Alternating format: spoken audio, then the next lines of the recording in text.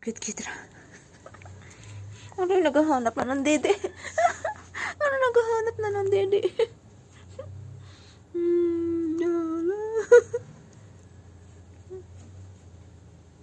Wala, dede. Yung nanay nyo lumayo na sa inyo. Kasi pagod nang magpadede sa inyo.